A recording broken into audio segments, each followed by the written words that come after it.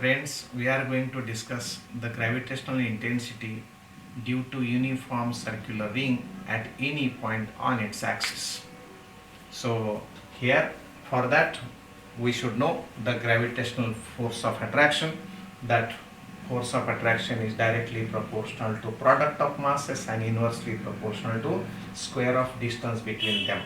So let these are two masses, capital M and small m, placed at a distance small d.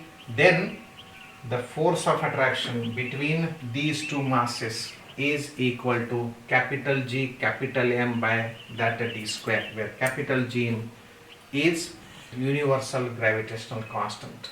So here the ability of any mass to produce the gravitational force at any another point, in short, that gravitational intensity is force per unit mass.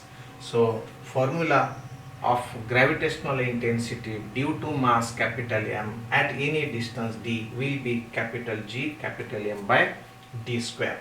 Now we will consider uniform ring of mass m and radius r. Let this is what axis of this ring, and now center O. To determine gravitational intensity at any point P at a distance small r from the center of the ring, we will assume small element of mass m is let dm. This dm is on the circumference of this ring, and to determine gravitational intensity at any point P due to that mass, one should know the distance between the mass and the point P. Let this distance is small d. Therefore, gravitational intensity at this point P will be equal to capital G dm by d square. Gravitational intensity due to mass dm at this point P will be let dE is equal to capital G dm by d square. This is small intensity. Now direction of gravitational intensity is directed towards mass. Consider another mass dm which is diametrically opposite position. Distance of that dm from the P will be same as that of this d. Now direction towards the dm and angles are same. Let this is theta, then this will also be theta. So direction of gravitational intensity directed towards the mass dm. Now we will consider gravitational intensity dE. So its component here will be dE sin theta, and the component of this dE along the axis will be dE cos of theta. So similarly, gravitational intensity dE due to that dm will be resolved into two mutually perpendicular components, where this will be dE sin theta and its component along axis will be dE cos of theta. So if you choose any two dm at diametrically opposite positions, then you will get equal and opposite dE sin theta, and therefore they will cancel each other. So we have to consider only dE cos theta. If there is a continuity of mass, then we will integrate this dE cos theta to get total intensity at this point P. Here total gravitational intensity will be integration of dE cos of theta. But how much is dE? dE is capital G dm by small d square, and cos theta is, if this is R, this is capital R, this is small d, then cos theta, this is theta here, theta will be small r by small d, and here small r by small d. It is now capital G dm small r divided by d cube. Look at this as if we consider this triangle. This triangle is the right angle triangle, and therefore by Pythagoras theorem we will get d square is equal to capital R square plus small r square.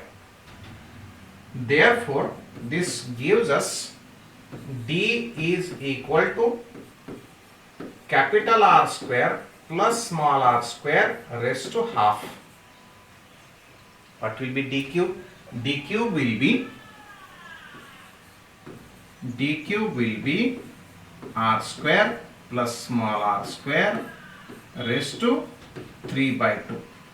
We will put the value of d cube in this integration side.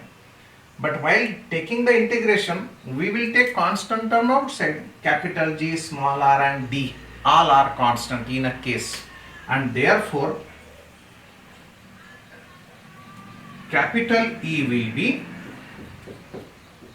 capital G small r divided by capital R square small r square raised to 3 by 2 into integration of dm.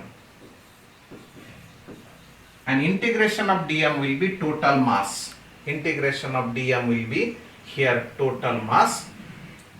Therefore formula become capital G capital M small r by capital R square plus small r square raised to 3 by 2. This is vector quantity. It depends upon small r because remaining terms capital G, capital M and capital R are constant. So here if we take any point on the left side, then gravitational intensity will be towards right side. Gravitational intensity always directed towards the center of the ring. If we recall the formula, what is the formula?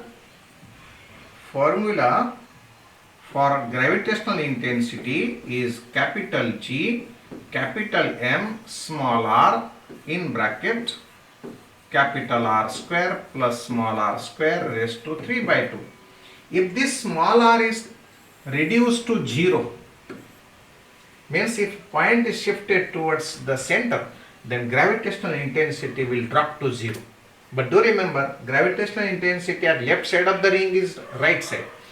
Gravitational intensity due to ring at right side point is directed towards left. So gravitational intensity is always directed towards the center of the ring if the point is on the axis.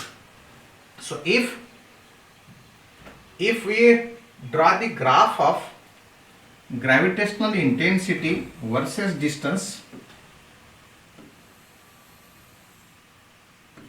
let this is gravitational intensity, here the distance r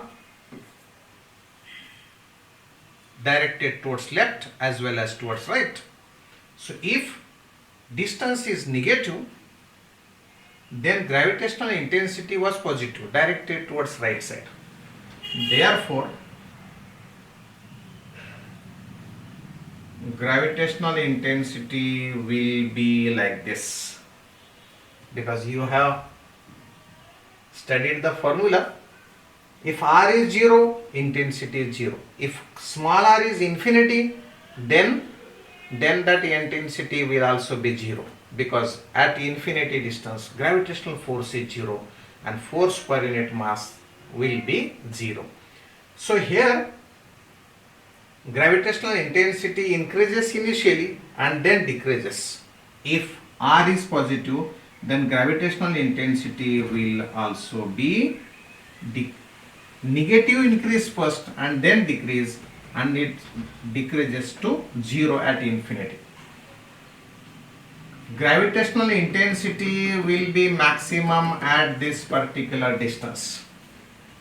Gravitational intensity will be maximum at this distance. In the next video, we will discuss what is the distance at which gravitational intensity is maximum along the axis of a circular ring. Please keep watching.